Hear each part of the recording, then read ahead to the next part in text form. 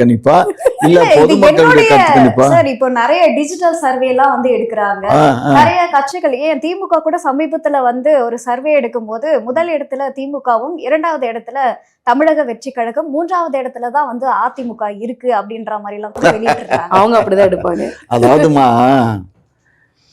பரப்புரை பண்றதுக்குன்னே வந்து அந்த தம்பியுடைய சேனல்ல நிறைய பேரை வச்சிருக்காரு.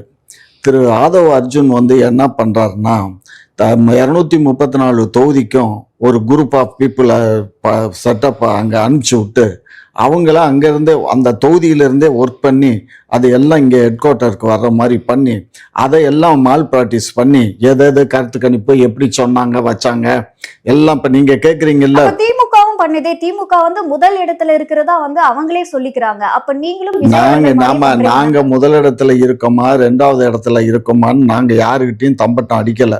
நாங்க வந்து